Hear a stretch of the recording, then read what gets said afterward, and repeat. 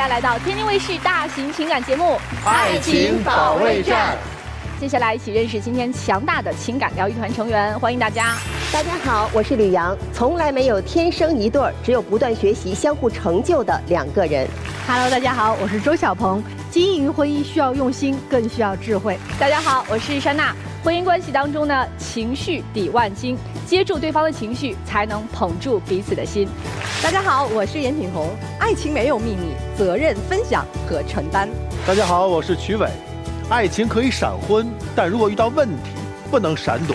观众朋友们，你们可是有福气了！现在赶紧拿出手机，扫描屏幕上的二维码，添加我们的天使福利官，参与看电视抽大奖的活动。因为呢，我们给大家准备了非常多精美的礼品啊，这些礼品当中呢，承载着我们的心意和祝福。赶快行动起来，去抽取属于你们的浪漫惊喜！好啦，那接下来我们一起掌声欢迎今天来到节目求助的两组嘉宾登场，欢迎他们。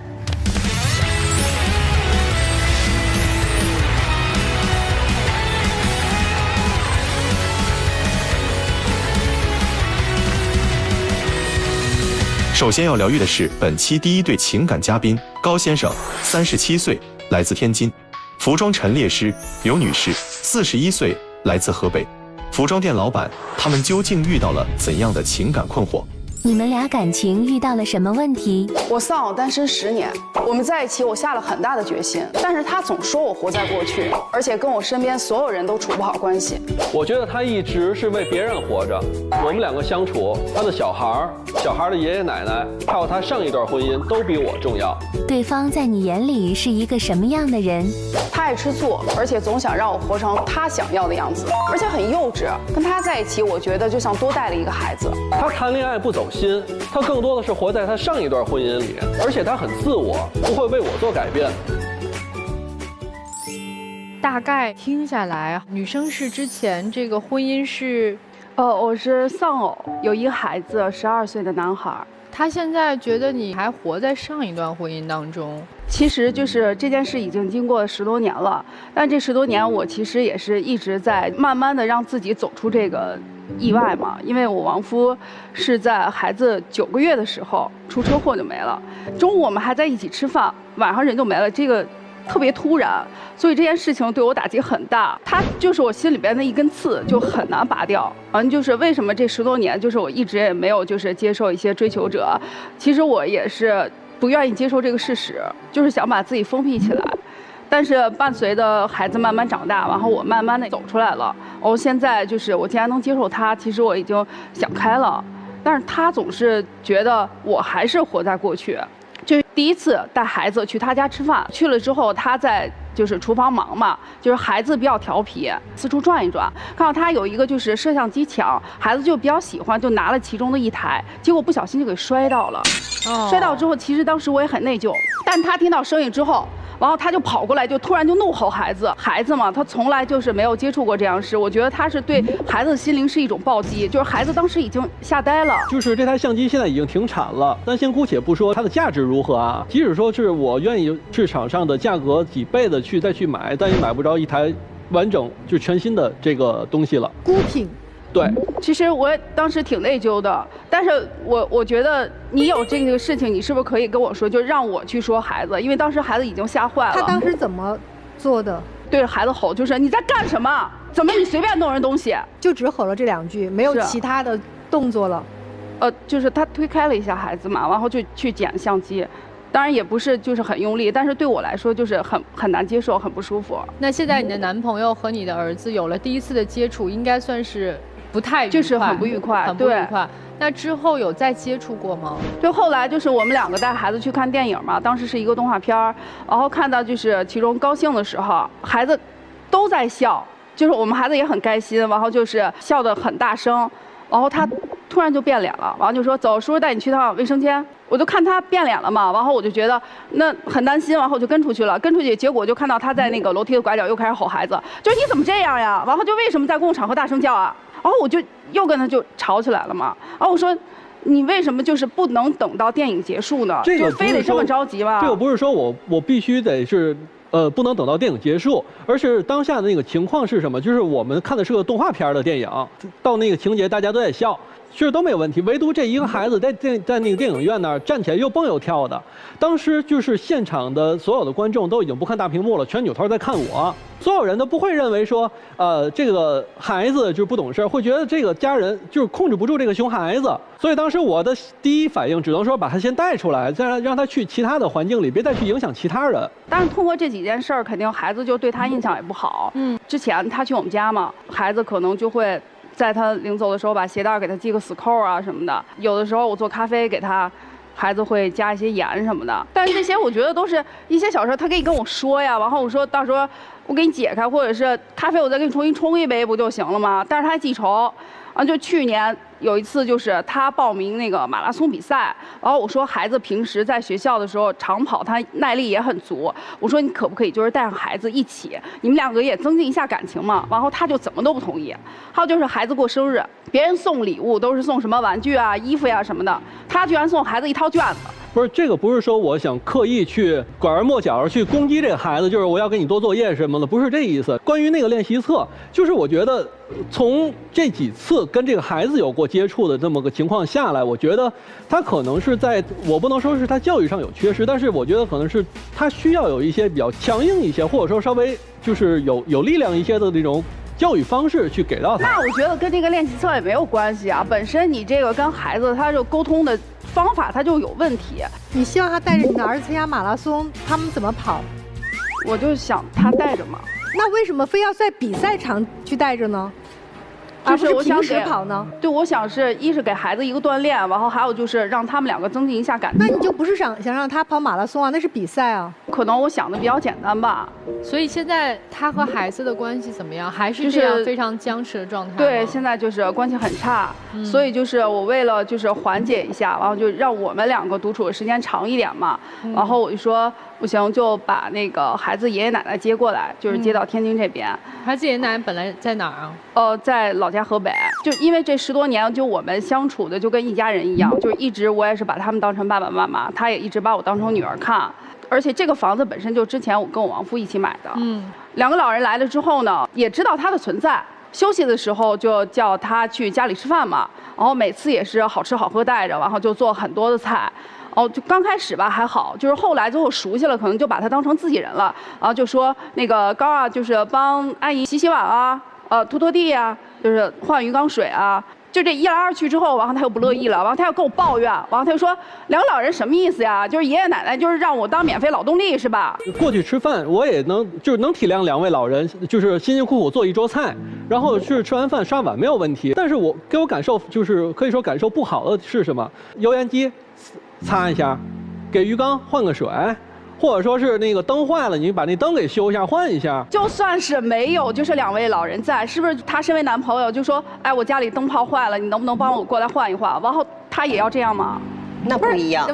他不是你的爸妈，他要是你的爸妈，我觉得他就不对了。但是你爷爷奶奶，说实话和他没关系，他不是你前夫的替代品。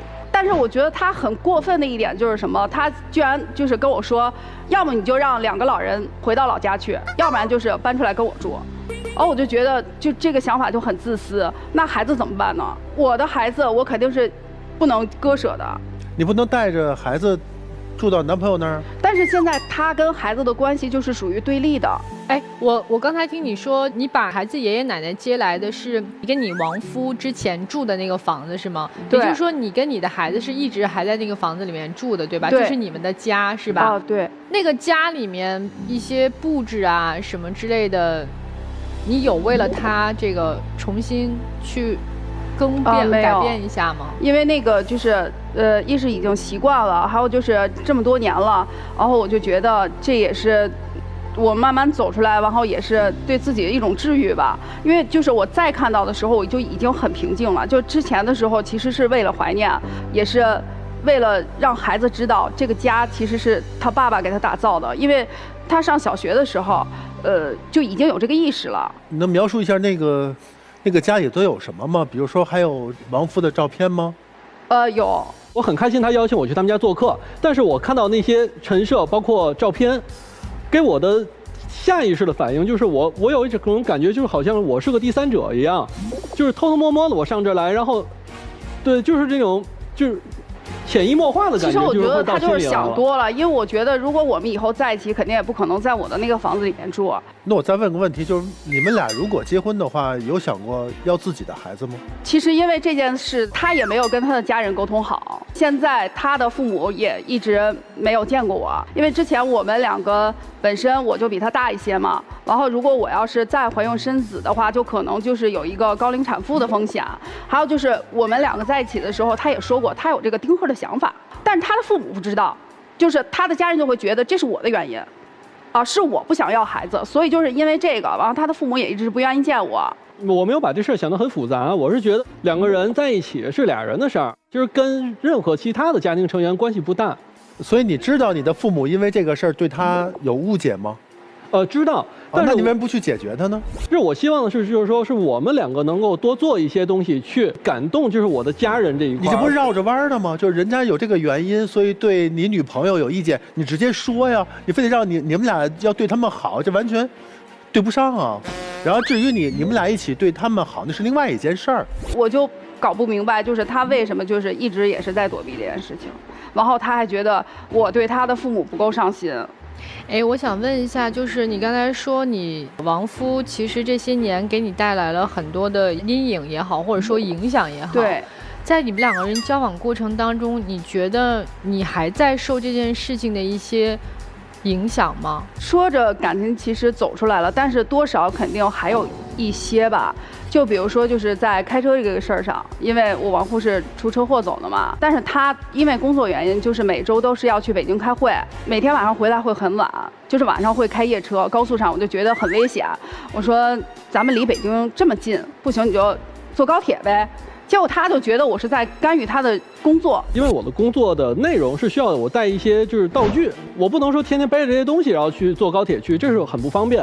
第二个的话，我在北京就是去不同店铺，我开车是最方便的。但是我觉得本身我也是对他的一种关心嘛，就可能他会想多，而且最近我看他就是状态比较差嘛，他胃不好，他吃东西这两天也吃不下去，然后甚至就是头发还白了一撮，而且今天还染了一下头发，我就挺心疼的嘛。我说要不咱们去做一个全身体检吧，因为我挺注重健康的。但他就会觉得多此一举，我就想不明白。我说为什么就是我说什么好像都不对？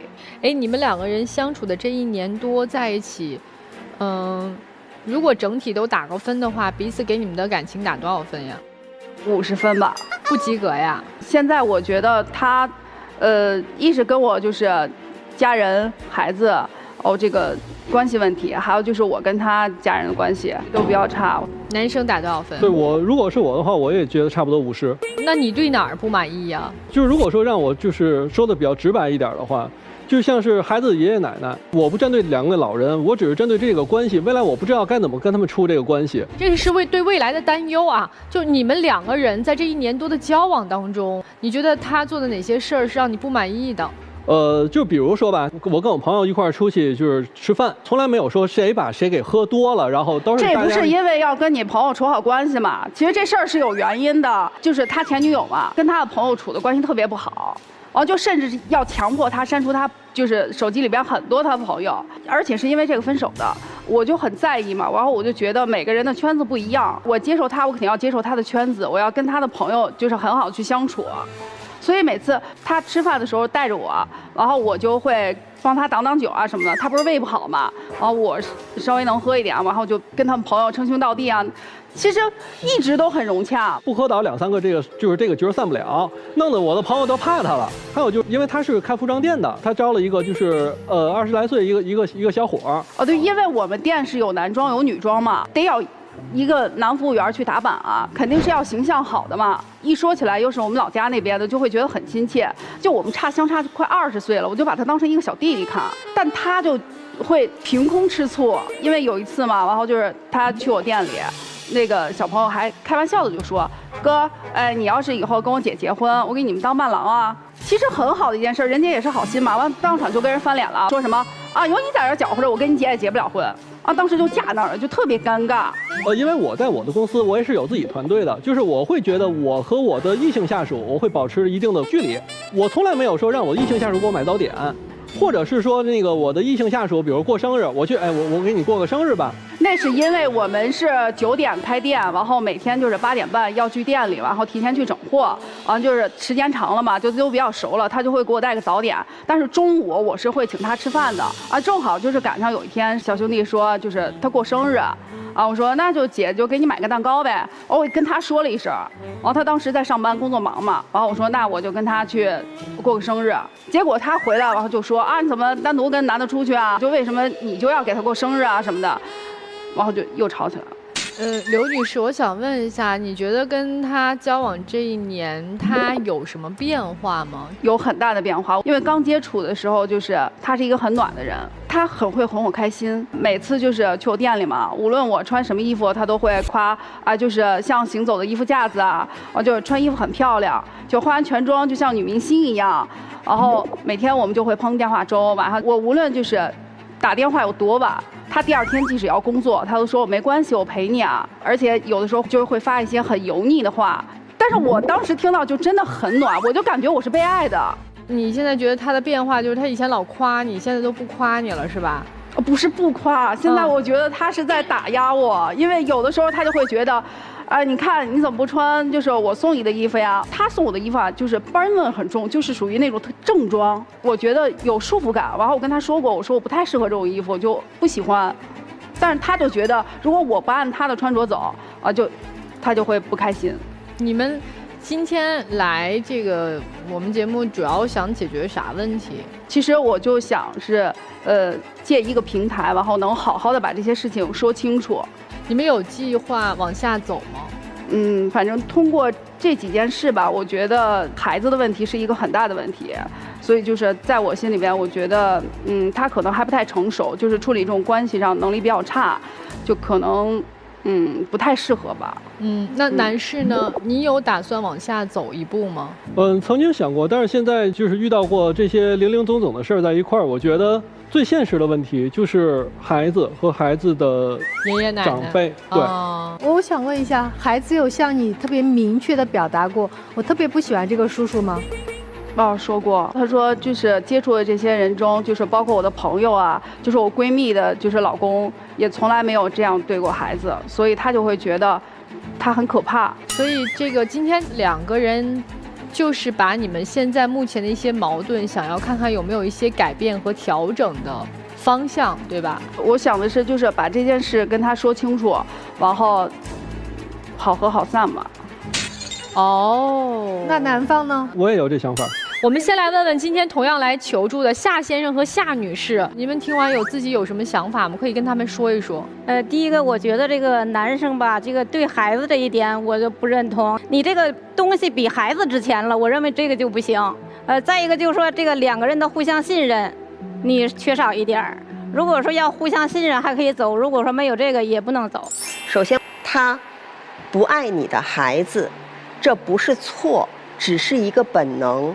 第2个，他并不是你亡夫的一个替代品，他没有必要，也没有这个义务替你的亡夫在他父母面前承欢膝下，尽孝道。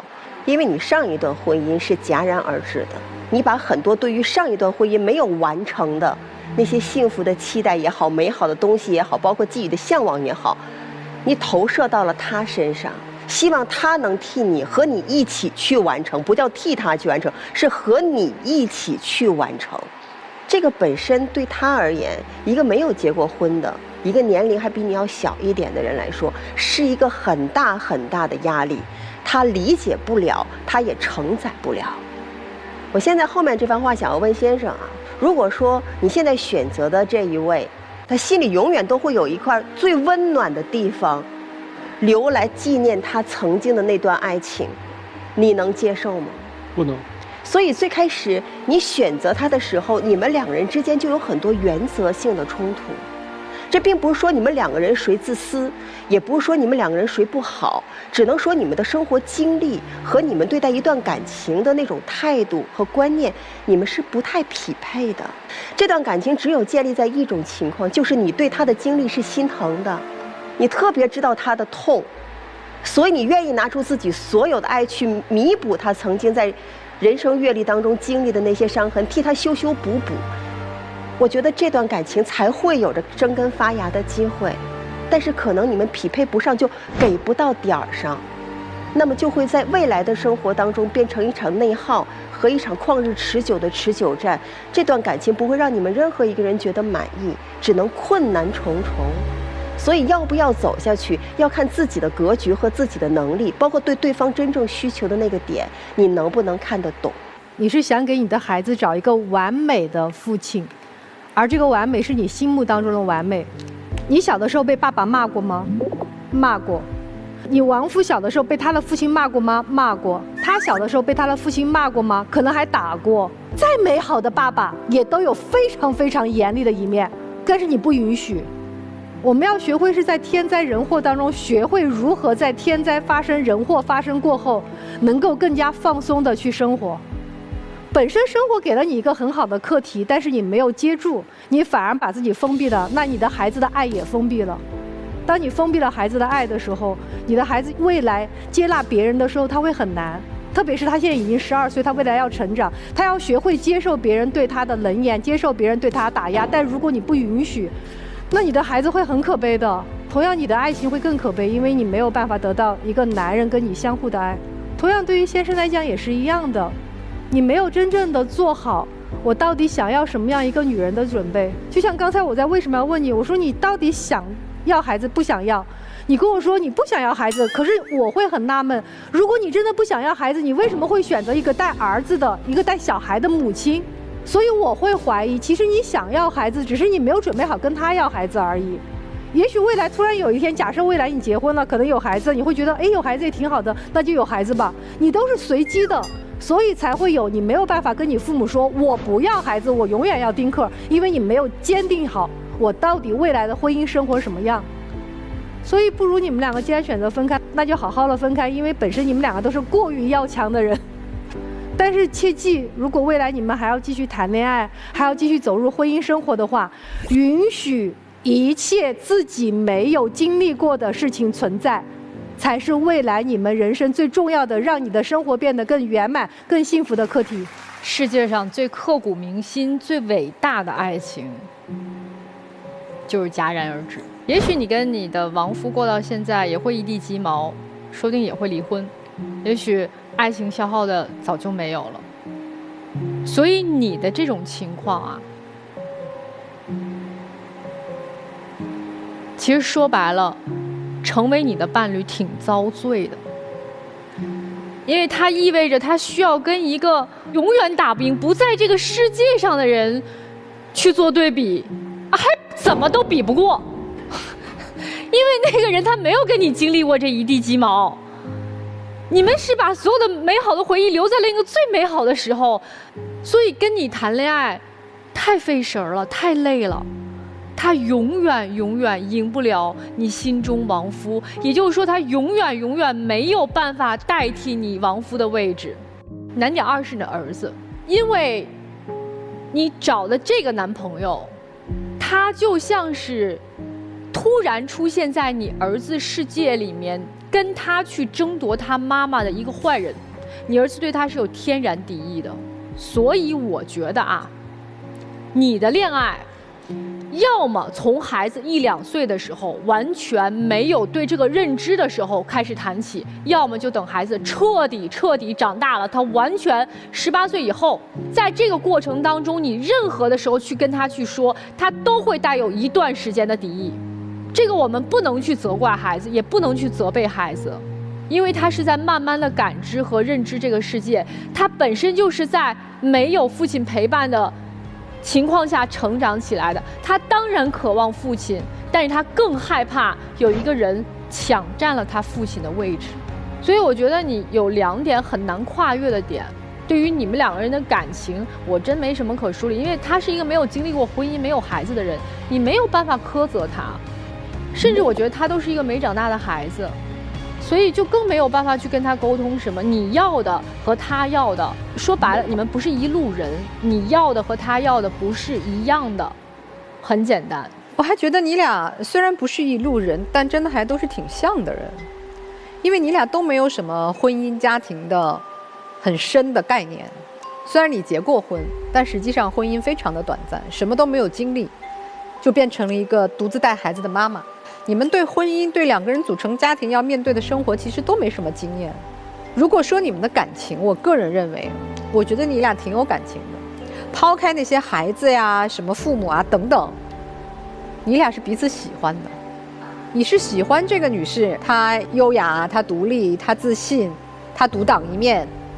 你也喜欢这个男生，他年轻，他爱慕你，他给你带来很多温暖，还有油腻的土味情话。你们是彼此喜欢的，但是都太较劲。最初结合在一起，先生你也是知道他带着孩子，知道他是这样丧偶的一个状况，但是后期你的经营真的不好。你既然选择了这样一个女性，你就得给她更多的包容，更多的你们互相磨合，包括和孩子磨合的空间。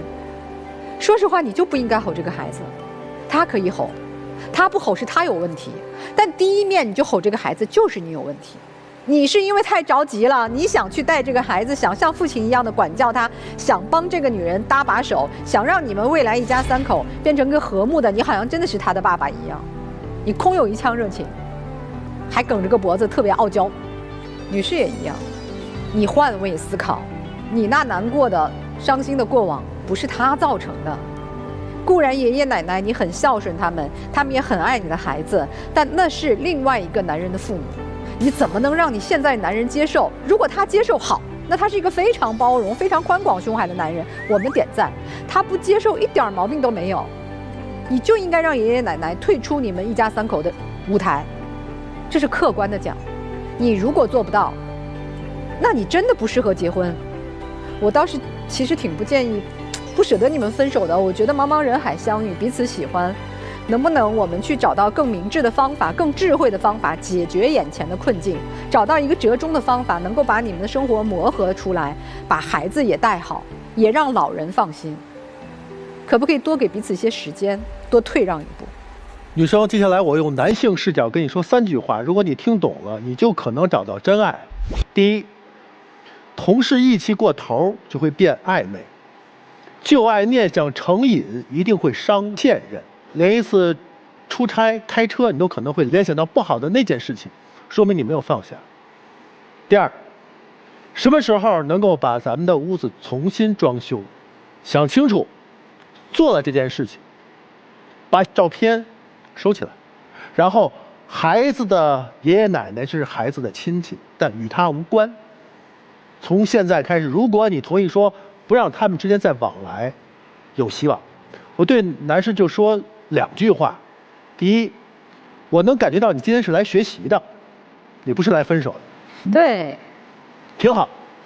第二，再对他的过去有耿耿于怀，咱也不能把孩子当成情绪沙包，对于孩子不公平，对于你37岁的一个男人不讲究。其实这倒我真的不是说拿那孩子当个情绪沙包。第一次他摔我相机，我是真的是下意识的，然后再过来是其他的事情的话，其实是我真的是像刚才一下子反应，你后悔了吗？你道歉了吗？你哄他了吗？没道歉，没有。所以这就是你的问题。你今天要学习的事情很多。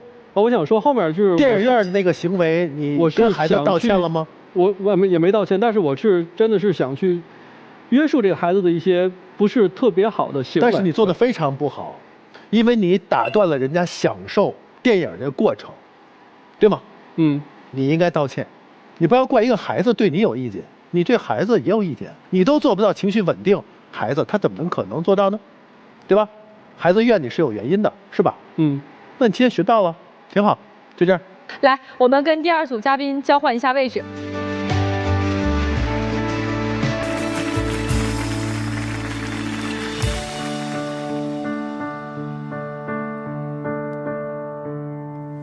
本期第2对情感嘉宾夏先生，49岁，来自安徽。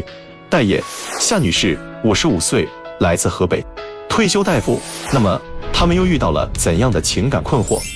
你们现在婚姻状态如何？说实话有点烦，我们俩都是二婚。我退休以后什么也不让我干，时不时还闹脾气，粘人、絮叨、小心眼儿，不太好。我每天在家都很郁闷，他只顾在外瞎忙。都退休了，就不能在家好好陪陪我吗？你觉得如何能改变现状？他要改脾气，不要天天盯着我。我不指着他出去赚大钱，在家做好我的后盾就行了。还要多体谅体谅我，也对我要好一点，别瞎操心，对我别有隐瞒。你们重新组成这个家庭到现在有多长时间了？8年了。你们2个人上一段婚姻都有孩子吗？有，女孩。我也是女孩。都是你们带着吗？还是说前妻和前夫？我的女孩跟着我，他的是他2个，一个是跟着他。哦，他是2个女儿啊。哦，那也就是说你们2个人结婚了，相当于是4口人生活在一起是吗？对的。您的女儿和他的女儿这个关系怎么样？还挺好。年龄相差的大吗？相差5岁。您的大一些是吗？对。那这不听下来，这已经很难得的一个幸福的场景了。那您今儿2位是咋的了？刚开始跟他在一起的时候吧，还挺好的，我就是图他对我好，然后他这个情绪比较稳定踏实。结婚的时候呢，我什么也没要。结婚以后就是现在在我的房子里住，就是我婚前的财产吧。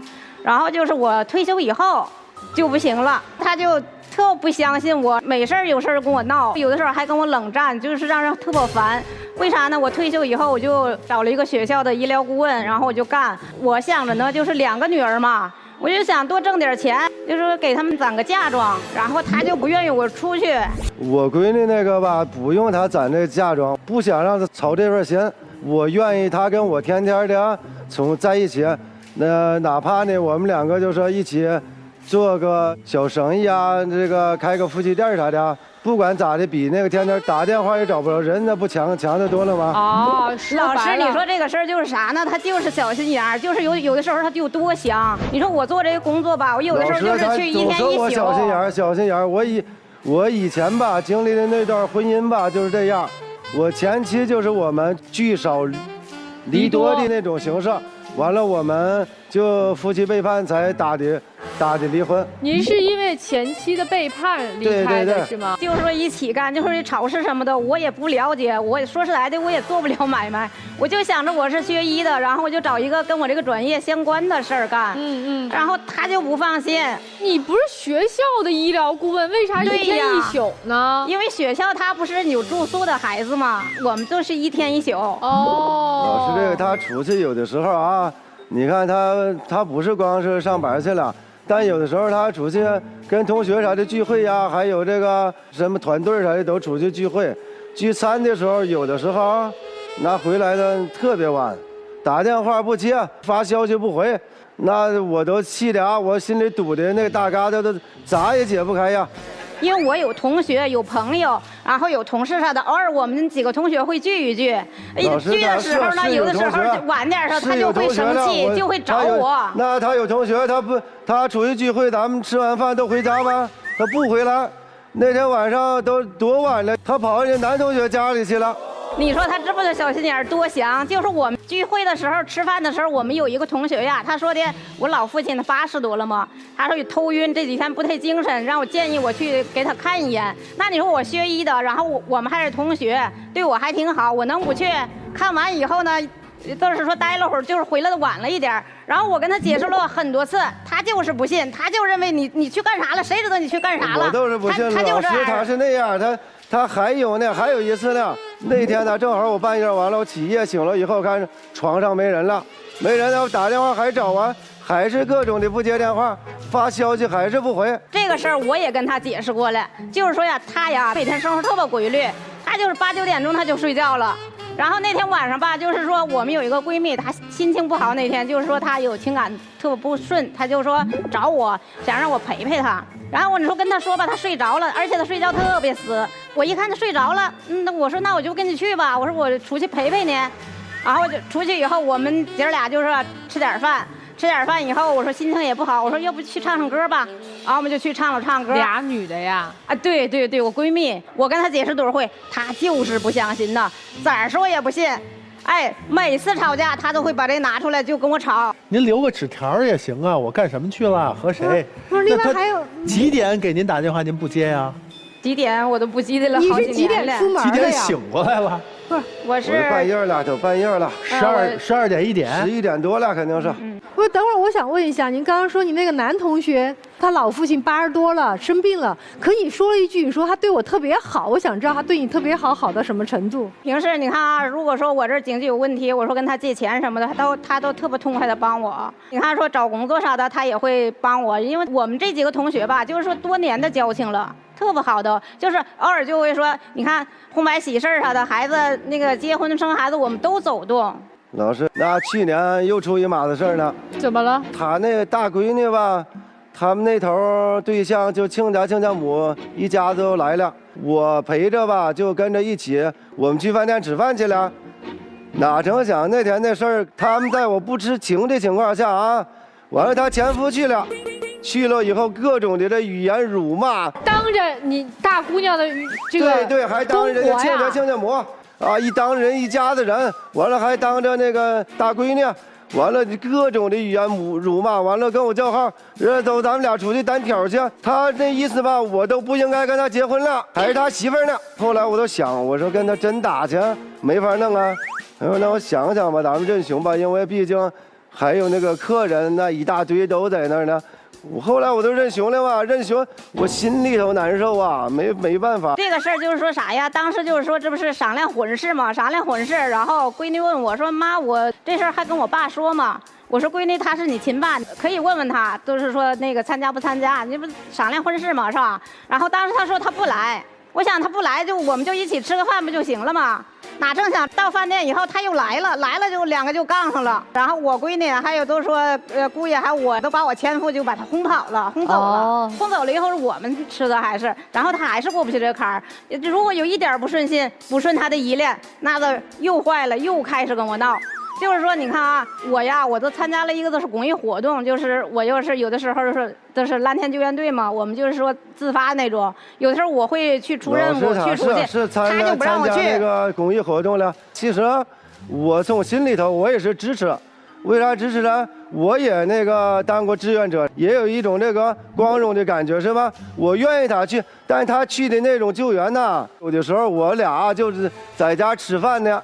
那饭吃还没办完呢，一接电话穿衣服跑了。医生不就是这样一个职业吗？半夜睡到什么时候接到急诊的电话，或者接到什么电话，爬起来就得走啊。你说我也没有啥别的爱好，因为我就是说我做我这个专业，我琢磨能用得上。然后呢，我又琢磨着我干这个事儿去吧，我都感觉我特满足。但是里面涉及到挺多的事儿的，服装了自己花钱，完了说开车去哪儿救援了，全是自己掏钱。就是觉得他这个出去工作，又把您一人甩在家里了，跟您阻止他去工作是一个意思呗？对，我就是不想让他出去，就想把他拴在身边，天天看着他，是不是？对。他有的时候他跟我生气，最可气的是哪儿，你知道吗？最可气的就是说，他跟我生完气，他会去我娘家，然后去找我老爸。我老爸都90的人了，我老爸都90了，他还去。那气人不气人？不是90，你跟老爷子说完，老爷子能咋的呀？我说你呀，你忒惯人老闺女了，没有你这样的，你把你老闺女都惯坏了，你宠的你说实话，我爸从小都管着我，从小都爱我，因为我上边是哥哥嘛，2个哥哥，下边是一个弟弟，然后我就这一个老闺女，我爸都是从小就这么接疼我。这个老丈人都90了，完了爷俩一打电话，晚上一打电话说。那老爸，我惦着吃那个烧饼啥的，就忒想你做的烧饼了。可好，第2天早起，你看90岁的人呢，那立马准备那个东西啥的，立马都给做。他做完了，他送不来，90岁了，到时候给我打电话，要打电话完你接了，你拿过去吧。完了给老闺女送回去，送的时候老头嘱咐我呢，去了以后给闺女完吃热乎的啊，凉了不行。那还这种程度呢？你说都多大岁数了？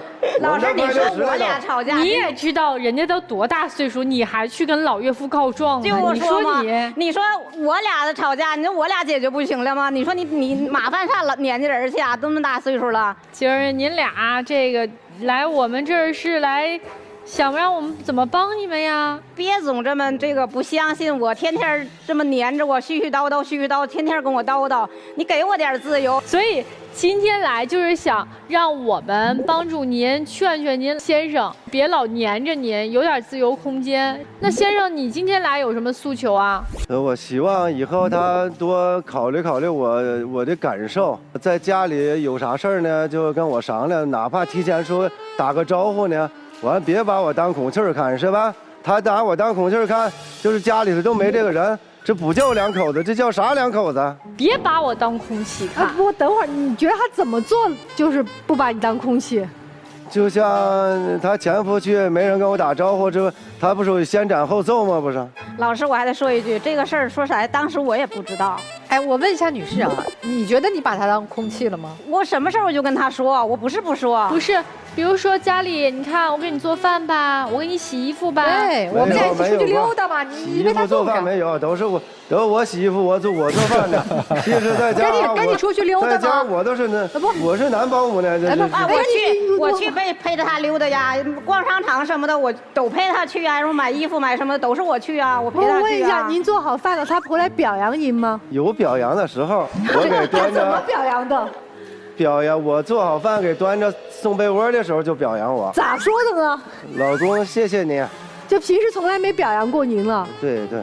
夸过吗？就是我给我老丈人啊，快过年的时候给他洗澡的时候啊，老丈人走了以后，完了真那回夸过我一次。咋夸的呢？说感谢你老公，你太棒了。哎，夸完你心里美吗？一直记到现在。心里当然美了。要是比如老师觉得你们就不合适，让你们分开，你同意吗？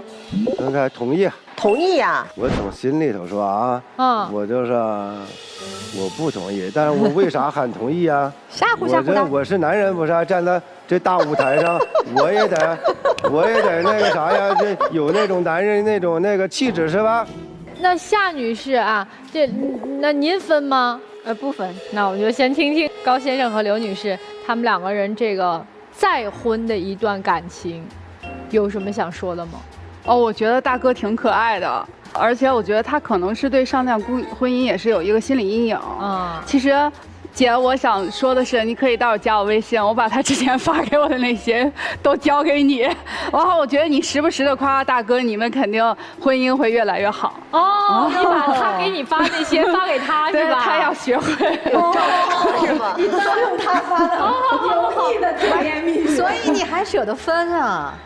所以其实你还留着那些甜蜜的回忆呢。所以你该去调整一下，然后把你的感情经营一下。哎，可以，这个方法好，这个方法好。来，我是觉得这个大哥大姐太可爱了，你知道吗？就是刚才他们沟通里，就是觉得还是像是那种年轻人谈恋爱的那种状态的这种感觉，能从他们两个的谈吐里面能让我们去感受到有生活的气息。对，然后不是说给大姐要一个建议啊，就是把工作放第二，把您和家人放在第一位。我觉得可能对于您自己和您的家人，我觉得可能都会好很多。我们接下来听听老师们有什么建议啊？来，吕老师。大哥，就你整场给我的感觉，就是你到这么大的一个舞台上是来撒娇的，总体核心目标就3个字：求关注。但我告诉你，你看不住，只有他想留下，是因为他觉得你人好，所以他在你身边和你一起走了8年。你要的东西就是他关注到你，所以这一点我觉得大姐你做的真的不太到位。确实，因为我觉得你是被宠惯了的，90岁的老父亲也宠着你，上面哥哥下面弟弟，估计你家就这么一个女孩，能不宠你吗？所以他宠你，你也当成了是一种理所当然，但你们俩没有血缘关系，还是半路夫妻。所以他宠你的时候，你要多回馈，你能给他的就是回馈给他，告诉他哦，你真好，去夸他。他要的就是你看得到他的这么多付出，你看得到他为你的鞍前马后，这个多容易啊！而且你压根儿你也没想怎么着，你干嘛老给他制造出那种你若即若离的假象呢？另外还有一番话，我觉得我挺中肯的跟大哥沟通一下啊。我觉得一个医生啊，如果说他退休了之后就再工作了，他是最能发挥余热的一个岗位。包括他去参加蓝天救援队，他不求任何的名与利，他只求在那一刻他的专业技能能够更好的回馈给需要的人。你不觉得这个职业本身，从你的角度，从你站在他背后的这个人的角度，你也应该感到自豪吗？所以我觉得大姐，你需要创造一点机会，就让他和你在一起。比如说你要奔赴到一个地方的时候，他给你当司机，然后你要是在这个学校工作，你可以让他在这个过程当中，比如说在你工作这个学校，帮他也找一个可以和你一起工作的机会，彼此还能看见，也安稳，还能捆绑，这都挺好的。而且以后再出门，告诉人家一声，他要求被看到，你还老也看不到他，那不行。大姐，你是一个好大夫，是一个有热心的公民，也是一个有爱的人，但你不是一个好妻子。你选择他并不是因为他是一个你认可的男人，而仅仅是因为他是一个男保姆。我可能接下来说的话会很难听，但事实是，这个男人跟你在一起生活了8年，他身上没有任何的闪光点，可值得你去认可他，去赞美他，去表扬他。即便他为这个家做了那么多的事情，他就在给你老父亲擦洗身子的时候，你说了一句话：“你好棒。”这句话说的特别的空洞无力且没有爱。这只是一个对他做了你本来可以做的事情，且你也应该做的事情的一个简单认可而已。而且还有一个，他如果真的是把饭做好了端在你的床前，你才对他说一个老公你很好，你也只是认可了他这个行为，但对于这个男人来讲，你看不到他丝毫的闪光点。到底结婚是为了什么？如果你结婚只是为了找别人来照顾你，那这个婚姻本身存在也是有一个意义的，但这个意义并不是婚姻本来应该有的爱的意义，而只是一个我有需要你满足我需要而已。可是你的丈夫他也有需要，他想从你这儿得到认可，他想从你身上得到关爱，他想让你知道他也是有可爱的地方的，他也想让你知道他为这个家付出了很多。所以大姐，我觉得你需要多改改，很简单，嘴巴多来点，泡泡发给他，10个20个，每天说30句对他，因为我觉得他爱你，他才会像撒娇一样跑到90岁的老父亲面前说：“爸爸，他不要我，他对我不好。”但他也知道告了状没用，但他还要去告状，就是因为他没有地方去找了，他就想让你父亲说句公道话，但谁知道人家疼老闺女儿，所以你先来改改吧，对他多说说话。但我觉得对大哥来讲，就别像两口子做事了，你让他做买卖，你亏本亏到底，他哪是做买卖的人啊？您就踏踏实实的，该玩玩，该去乐去乐，然后该回家回家，别想做其他了。我觉得你们两个现在这么过生活其实挺好的。如果真的他蓝天救援队有需要，跟他一起去参加嘛。你比他还年轻，你不参加，让他参加。你49岁，我看起来你都像59。我觉得你最需要现在是把你的活力增加出来，就像今天在我们舞台上来了很多人一样的。我觉得每个年龄段的人都有年龄段的活力，你把你的活力释放出来，自然你就会得到你们更想要的婚姻关系了。所以重新来一遍吧，别想以前怎么过的，想未来怎么过，你们才会变得更好。你们有没有想过，你们2个人现在已经是很幸福的样子了？别忘了你们是重组家庭啊。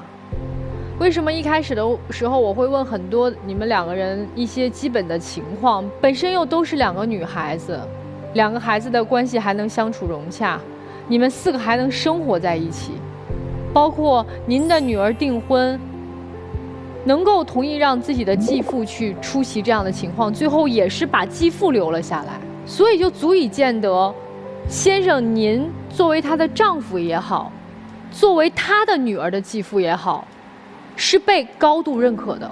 为什么你的先生这么黏着你，这么管着你，这么看着你？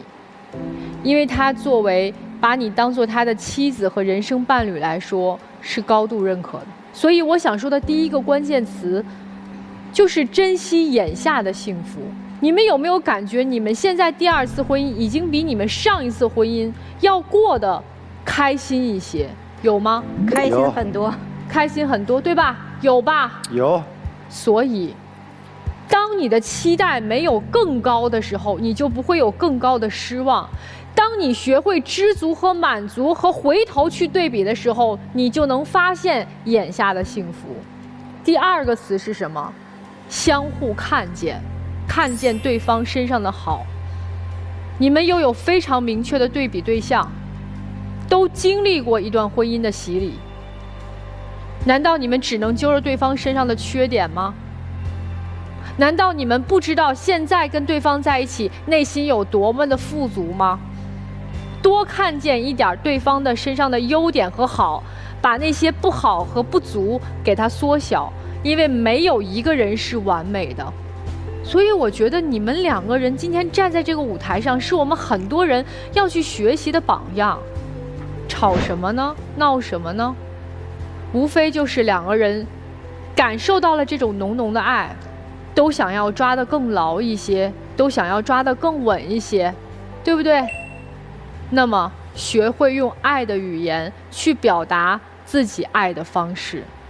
你们俩看起来是有一个二婚家庭，彼此忠诚不离不弃，经济上也没有太大冲突的这样一个美好婚姻的外壳，但实际上你们婚姻的内核，你们的婚姻的质量，我觉得一点都不高。49岁一大老爷们儿过得跟89岁似的，还不如人家90岁的老岳父呢。每天8点多就睡了，常年不工作。我看好多遍，您这到退休年龄了吗？当然你说我退休也可以，但是你身上真的毫无生机，你让他怎么去爱你？怎么把老公就是很崇拜他，或者天天都鼓励他支持他？我没有说你一定要去支棱起来赚钱啊，但你的状态得支棱起来，是一个这还比你大几岁呢。你得管我叫哥。你得是个支棱起来、精神中年的状态啊！他才49啊，曲都50。什么？我18岁，我18岁蛮多年了。对不起，他跟我一般大。不是说他不愿意跟上你的节奏，鼓励你，是他真的跟不上你的节奏。所以，如果我就是站在客观的啊，抛开你俩身份角色和你们看似美好的婚姻的壳子，我真的希望你支棱起来，哪怕培养兴趣爱好，哪怕去运动，哪怕陪他去做公益，咱们跋山涉水去救人，多有价值感呀！咱不要活得像一个垂垂老者。女士，我也想说几句啊，您是挺优秀的，也挺大度的，但是您说明明知道家里放着个老头子，醋劲儿很足，您说你跑到男同学家都能彻夜不归，您也不报备，您去跟闺蜜唱个歌，您也不能说拍个照片什么发个视频让她放心，您这倒是自由自在的，挺愉快的。你有没有想过家里放着一小娇夫，对吧？您选择的是这样一个男士啊，他就恋家呀，他就不爱动啊，那带动他陪伴他是不是您的责任啊？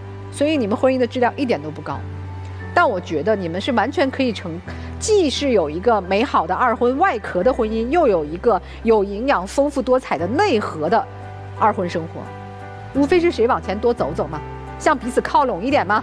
就像老师们建议的，以后他去救援，您都跟着去当司机；以后您出去唱歌，把他从床上拽起来让他去，别8点半睡觉，好歹也撑到10点吧，您才40多岁。首先，你们俩之间，你爱这位姐姐是比她爱你要多一些的，这是肯定的。但是你其实缺少一些事儿，她太忙了，你太闲了，闲到8、9点钟就睡了。所以说，你应该去找点事儿做。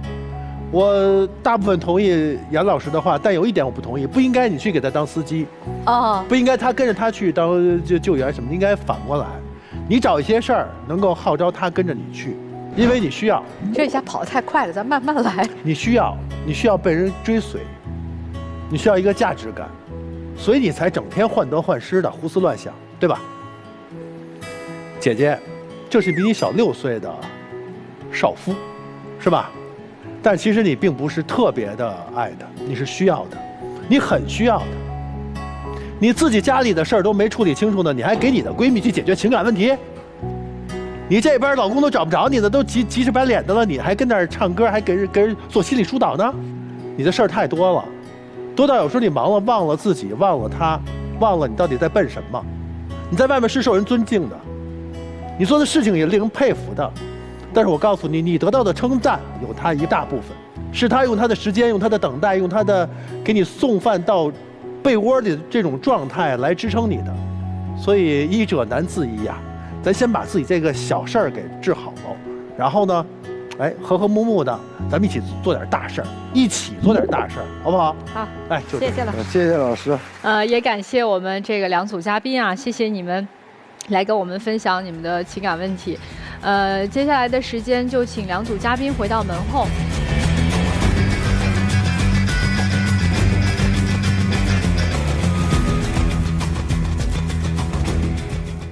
好了，开门揭晓答案之前呢，要提醒一下大家啊，大家可以登录腾讯视频收看节目的完整内容。好了，我们一起来揭晓答案啊！3、2、1，请开门。我觉得得出来吧。啊，他俩应该不会，他俩都特明白，挺遗憾的，我觉得。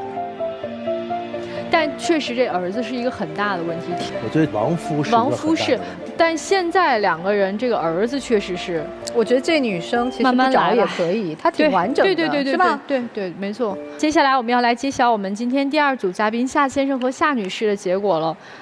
同时呢，要提醒现在正在收看《爱情保卫战》的观众朋友们，你们可是有福气了！现在赶紧拿出手机，扫描屏幕上的2维码，添加我们的天视福利官，参与看电视抽大奖的活动。因为呢，我们给大家准备了非常多精美的礼品啊，这些礼品当中呢，承载着我们的心意和祝福，赶快行动起来，去抽取属于你们的浪漫惊喜！来，我们一起开门看答案。3、2、1，请开门。这得牵着手出来吧？肯定手牵手，牵手出来。哎，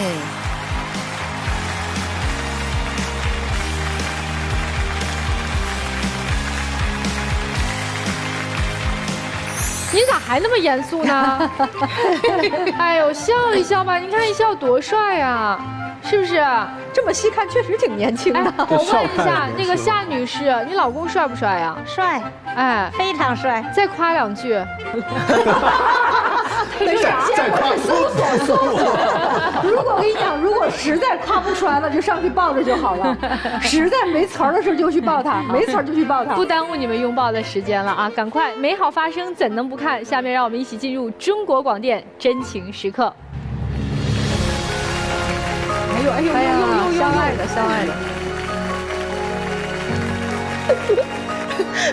老公不好意思，他都笑出了小老鼠的声音，太可爱了。哎呦，你别推开点，我刚才没看见咋推开了，这样把人家肩膀就是那个用一只手，一只手一天老抱啊，就这样。人家觉得拥抱的人要回家拥抱，是吧？其实太尴尬了，多说多做就好了。主要就是要让对方知道我爱你，就这么简单。知道了，老公我爱你。哎呀，媳妇儿我爱你。谢谢老师，亲一个吧，谢谢徐大哥，亲一个吧，快来。人家刚才说谢谢大哥了。哎，好嘞，谢谢你们，谢谢你们，祝你们幸福啊！来这边请，谢谢。谢谢老师。又严肃了，笑要笑。这就是我们这一期的爱情保卫战了，我们下期再见。